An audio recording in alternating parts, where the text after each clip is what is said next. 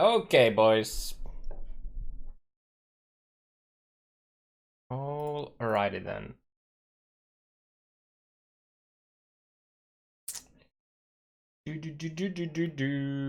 Path of Exile Legion introduces a number of new melee attacks alongside new skills that enhance them. Among these are the Gladiator themed Blood and Sand skills. These abilities change their behavior based on your stance, letting you adapt your playstyle to the situation you find yourself in.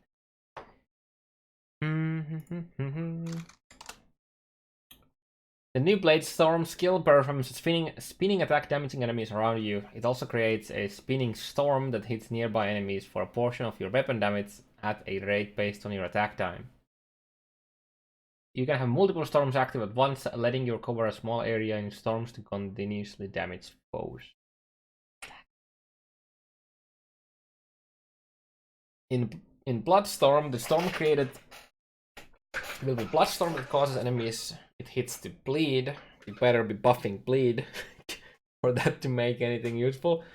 Bladestorm will have more attack speed while you are in a Bloodstorm. Sandstand, the storm created will blind enemies. You will have increased movement speed while in Sandstorm. Sand will also move forward, damage enemies in its path. So you bleed and more attack speed, you blind and you have movement speed. Okay. I was kind of hoping more than just two, I guess.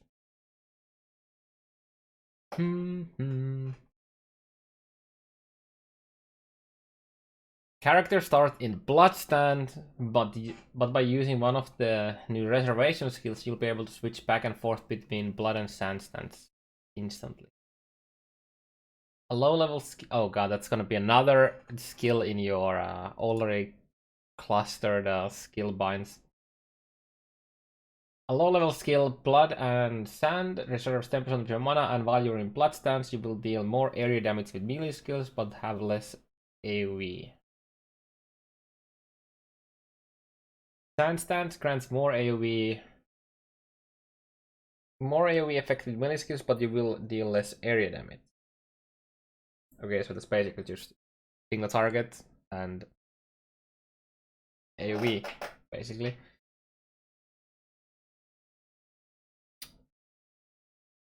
The second reservation skill, Flesh and Stone, reserves 75% of your mana to create the zone around you. In Bloodstands, nearby enemies are maimed, which also increases the physical damage they take. Sandstands, nearby enemies are blinded, and you take less damage from enemies that aren't nearby. You take less damage from enemies that aren't nearby.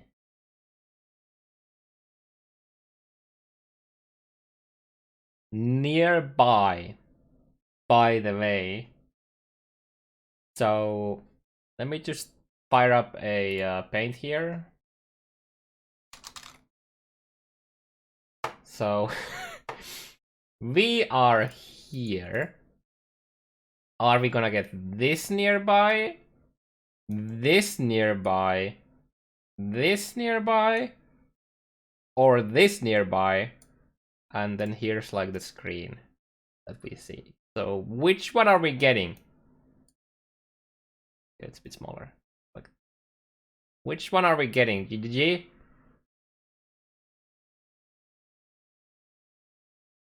That one. Okay, I get it. No, I guess I would assume that the enemies that are not blinded deal less damage, or like you take less damage from them. So it's probably somewhat easy to tell, I guess. Probably not gonna be that big of an issue. As with Blood and Sand, using the skill instantly switches between the stances. Both of the skills share a short cooldown. Here's a video of these new skills in action. Okay. Go.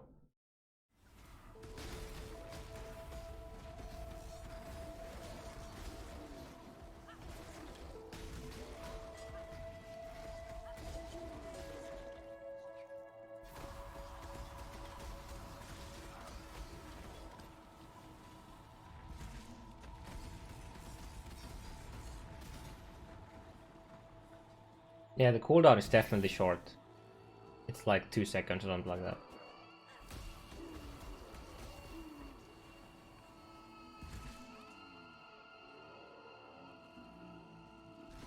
This looks basically like sweep, yeah. Oh, obviously they had to show Cyclone. Obviously.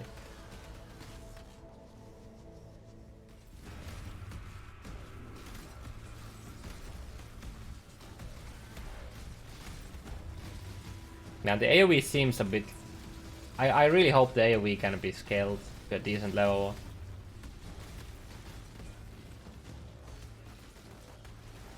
It looks promising for single target stuff. Because I assume you can stack those. But... I don't know. I guess it depends how big the sand thing is gonna be. Like the sandstorm shit. Yeah. God damn it. That misclick. Yeah. It's really nice because you can leech from the... Yeah, exactly. You can leech from the things because they're doing a weapon damage. Oh, that was it. Okay, next up we have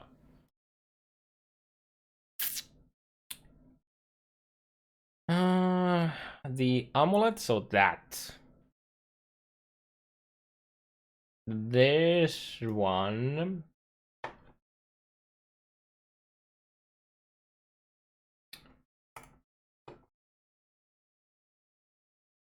Tabukai Coral Amulet.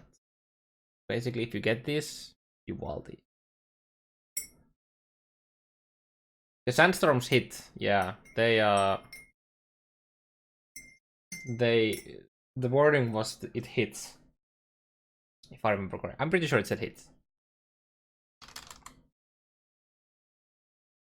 Yeah, hits.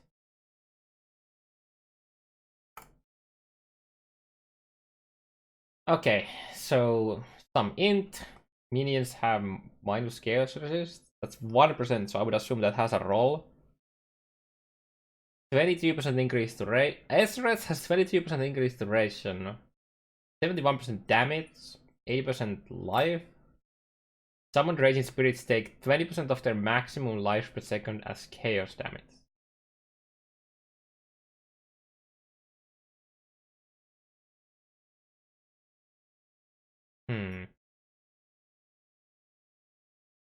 It feels like it's gonna have a lot of ranges on the rolls.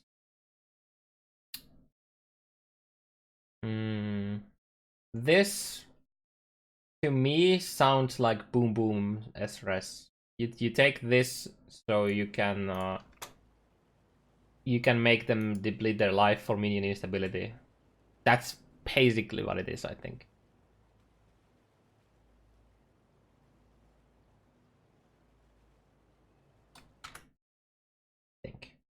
Kind of interesting. Also, wait, this is 20% of their life.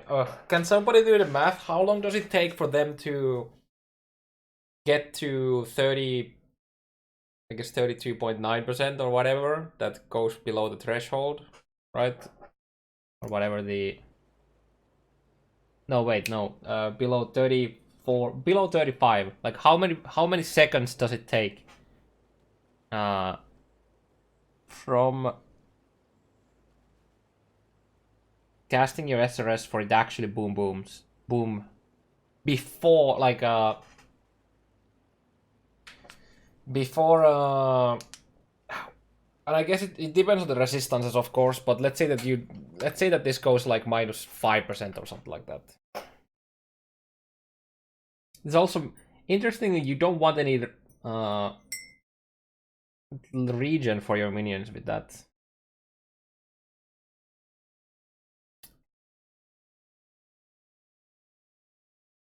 Oh wait, it says their maximum life, not current life. Okay, yeah, never mind. Yeah. Okay, that's pretty interesting. That is pretty interesting. And then we have this thing.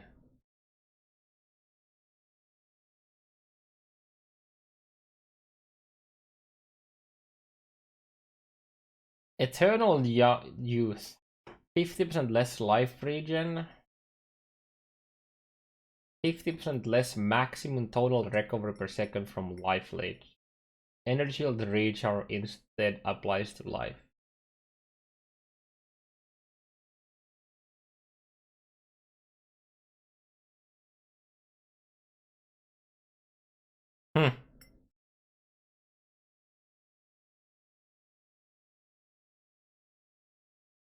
That's pretty cool.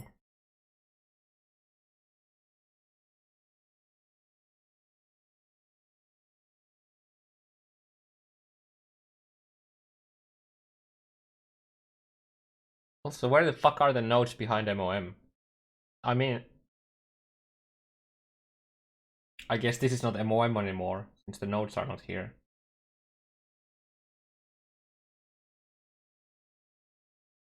Oh shit.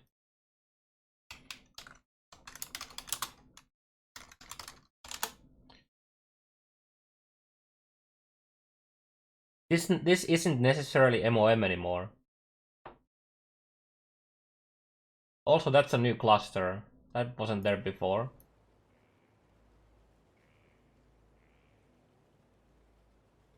Wait, that looks like an inspiration. That actually looks like inspiration. Huh. It's the same icon. Yeah, that looks like inspiration. That's interesting.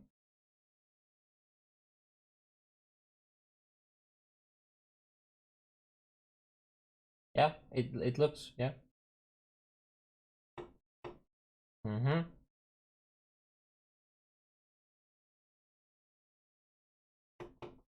So it looks like they moved this somewhere. Burn the spirit to vitalize the flesh. Is there any node in the skill tree that has... No, there's... No, this has to be Zealot's Oath. Life region is applied to ES instead. Oh no, okay. Tear my flesh and splinter my bones. You will never break my spirit. Burn the spirit to vitalize the flesh. Okay, that is absolutely Zealot's Oath. Based on the wording. Or like the corrupted version of it, I guess.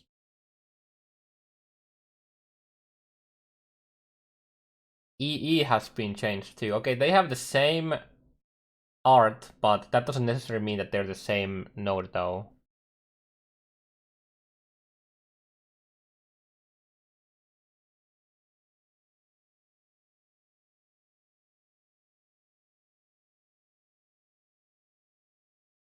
I wonder how the energy shield recharge instant applies to life.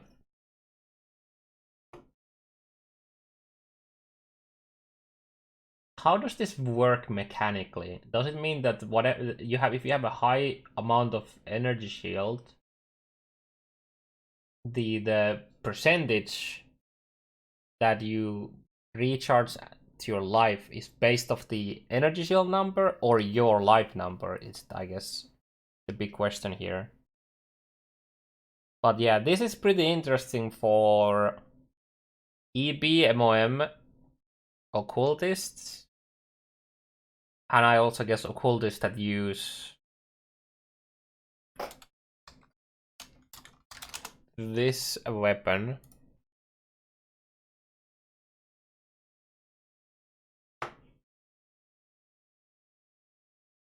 %20% chance for ES recharge to start when you block.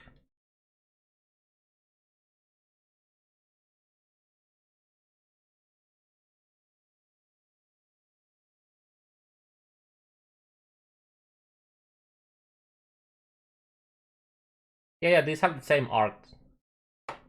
Yo, we actually wait. I need, you know what we need to do? Check now.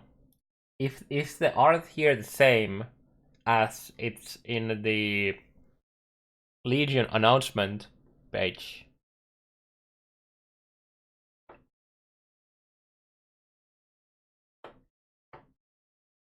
Ah, it's not. That's a different. That's a different art.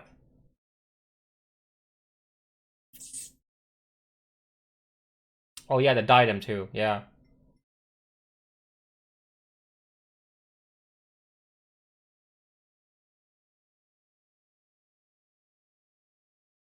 Now the question is it? I would assume it's a different seed based on the color because this is red. It has a red circle. I would assume this has yellow. This is gonna be green. This is gonna be like gold, orange-ish, and that's gonna be like black or whatever.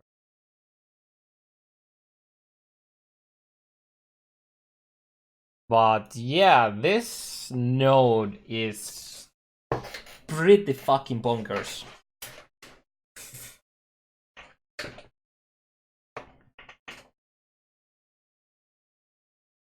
Because you can scale life recovery with it's so much easier to scale life recovery than it's to scale energy shield recovery. And if life recovery affects this, which I think it will, it's gonna give you an absolute fucking insane amount of life recharge per second. And it lasts for 4 seconds if you're occultist. Oof. I mean, it's gonna be good for even non-occultist builds. But obviously for occultist, you just get the 1-pointer there and then you can go crit and whatever you want to with curses. Hmm.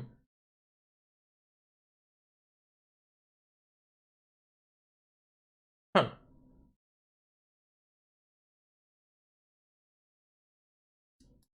Interesting. Also, the art for these minor nodes are different. No? These are two different nodes, right?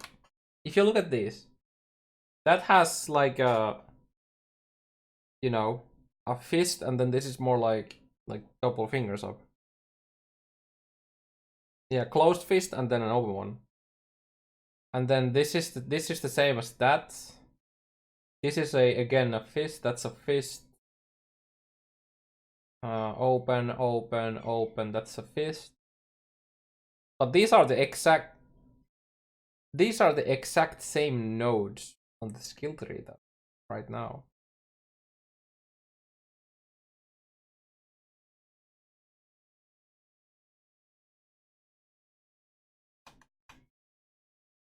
I guess that could mean that they have like a 50-50 chance to be either or, like two different or something like that. Huh. Interesting.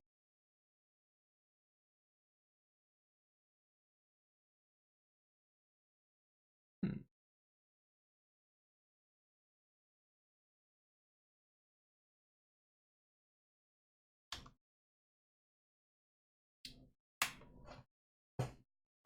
If you play occult, now I understand why Shadow wants to do an occultist life righteous fire. So you scale life recovery rate through different ways. Like you get a belt, you get the uh vitality, you get there's other ways as well to do that. And then you proc your ES recharge through either this or what is the name of the is it really just named Diadem? And what's the name of the unique? I don't remember. Devouring Diadem, yeah. Or this 10% chance for end shield recharge to start when you use a skill. So if let's say you're shield charging or whatever you're doing. And it having EB, oh my god, it completely removes the downside, which is EB.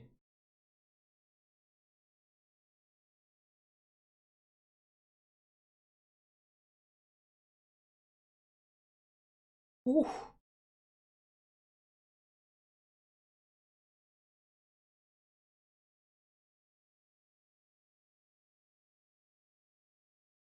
Hmm.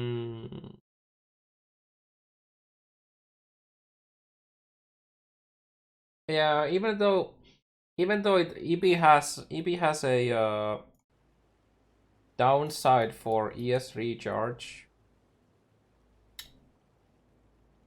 which will affect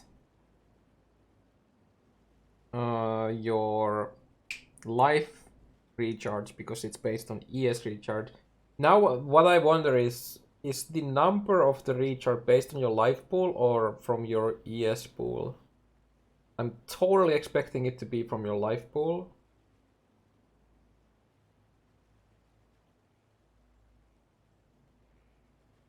It might turn all keystone passage and radius in the same one. Potentially. What I think is the case here is they just haven't made the art for all of them yet. That could very well be the case. It's like over 2 weeks still before the league starts, so.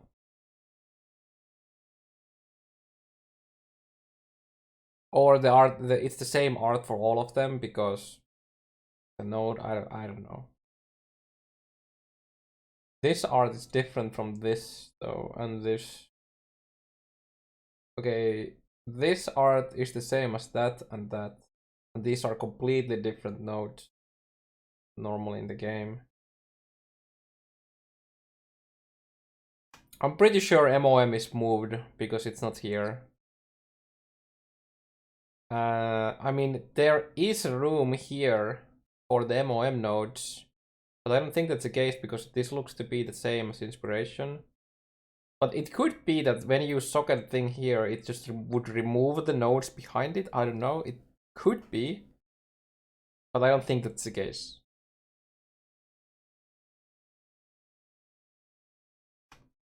They can definitely program their games so that when if X Jewel is slotted in a Y place like socket where it's affecting Z keystone, the nodes behind the keystone get taken away.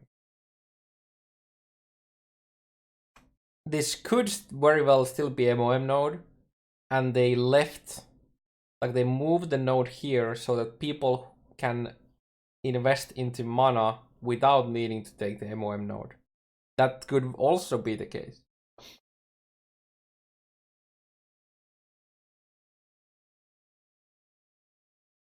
Because Mana Guardian wasn't OP enough yet, so they gave him one extra node instead of the MOM. I don't know. It's interesting. Definitely interesting. It really could be that it just gives you a random node instead of the Seal South. But I think, yeah, I think the Twitter post that Bex had said that it corrupts them. So corrupt to me, I mean, okay, corrupting changes them. What's the word?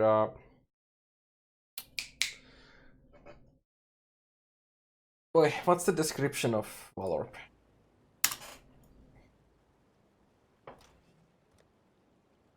Corrupts an item, modifying it unpredictably. Okay, unpredictable modification of a keystone could literally be that it gives you any random keystone of the ones that are assigned to that jewel or like that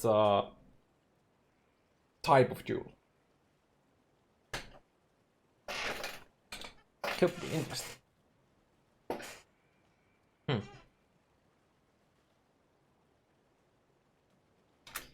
That is interesting stuff, to say the very least. And I am very curious to see what else there are. And I'm very curious to see how the jewels work in general. Like, what I think, like my personal guess on how the jewels work. Obviously, that specific one is gonna be fucking extremely rare. Let's be honest here. What I think And I talked about this in the 50-something minutes video where I go over all of the stuff that we had known before this, right? So if you look at this, it has four numbers, right? It has the 5173. So there's two things I think this can work.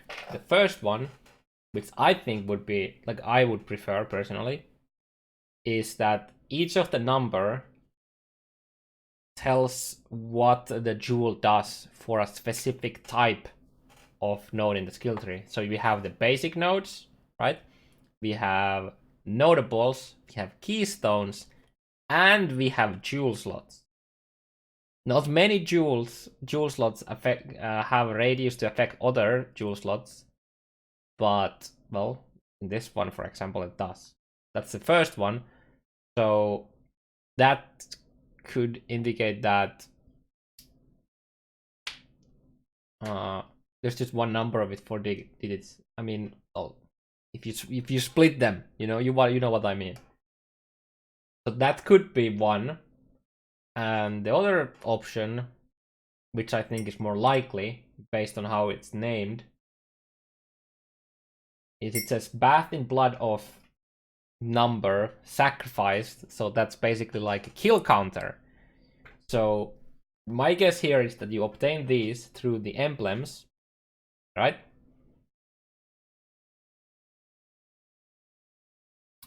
And based on how many enemies you kill in that emblem,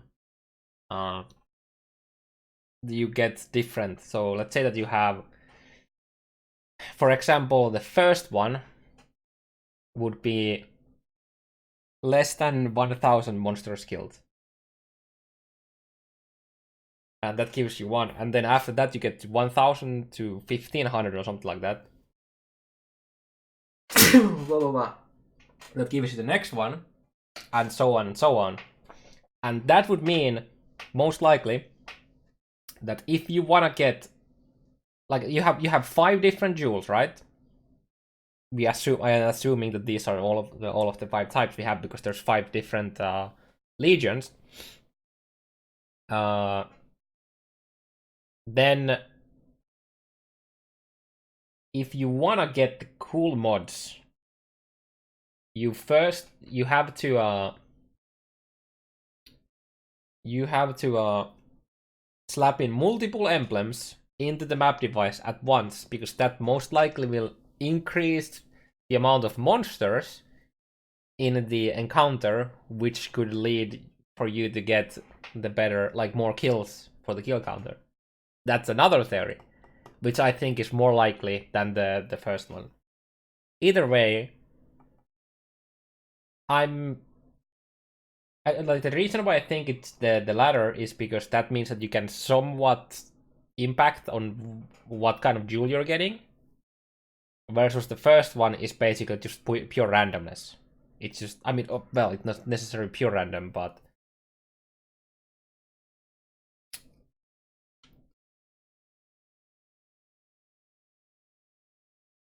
I don't know.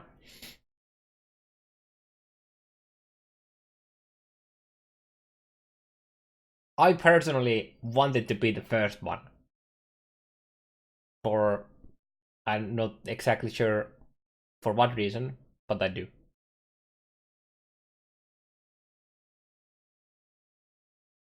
And knowing GGG, it's most likely gonna be random.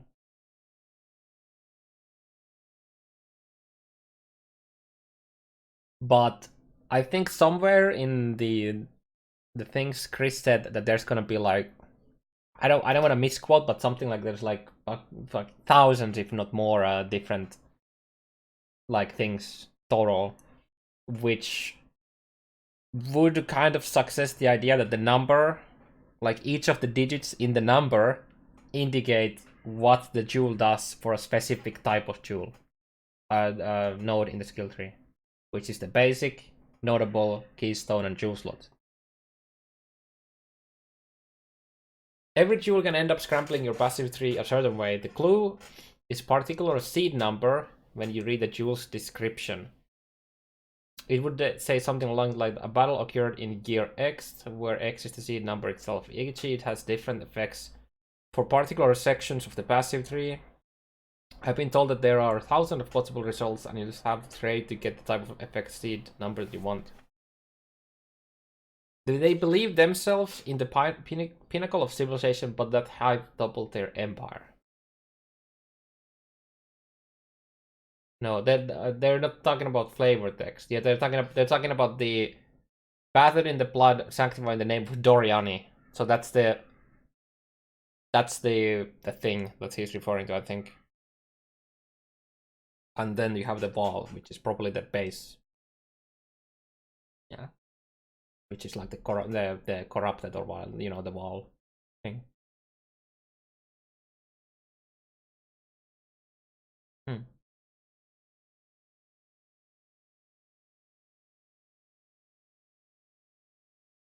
I mean, it makes sense. The name of Doriani is one thing. It could be, yeah.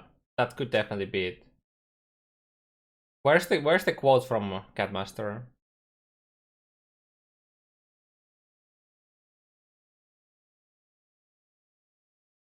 Is it like a new one, or is that one of the PC Invasion article? Let's go check that right really quick. I don't remember exactly all of it.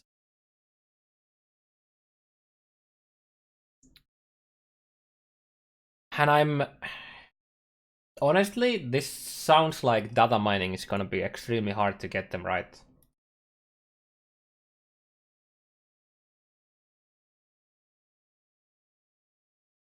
Honestly, this kind of sounds like they planned it around people data mining, so it wouldn't be as easy to figure out. PC invasion. Let's quickly go. Battle. Okay, so it's not here. So it's probably in either that.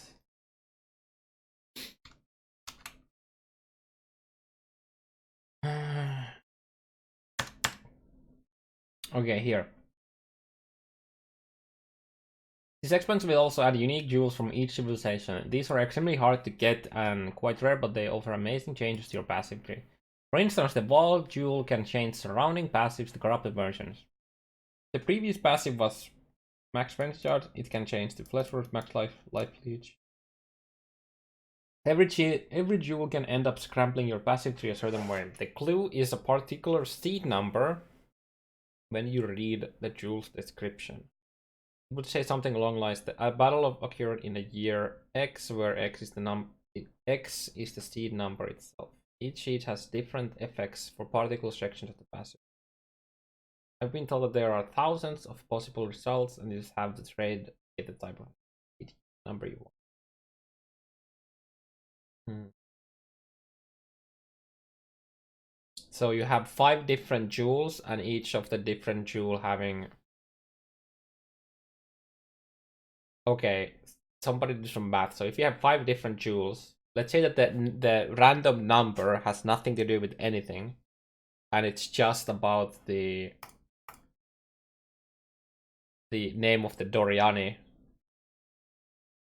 So how many of different names would you have to get for there to be 1,000? Like if you have just Doriani, that alone is like 5.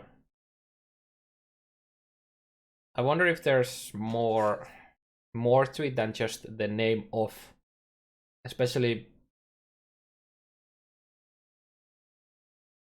Yeah, but the number might not necessarily mean anything.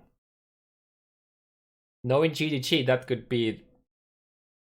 literally be just a bait as well, and it's about in the name of Doriani.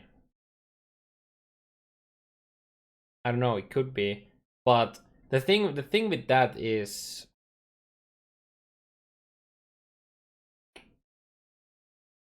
I don't know. I guess we just have to wait and see.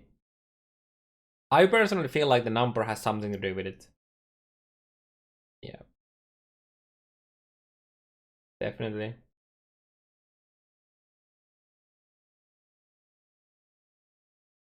But yeah, because we're gonna find out.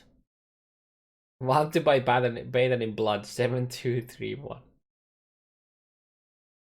Yeah, it's interesting. It's gonna be cool to see it being cracked, obviously at some point. And I feel like from synthesis, when we basically got to know what we need and what's the number, like what specific mod for a specific outcome on the implicit and the threshold through data mining. They wanted to do something that we can't data mine, so that's gonna be interesting if it turns out to be that. And yeah, I had to see more of these teasers and how many other broken things we're gonna get, because that is definitely crazy.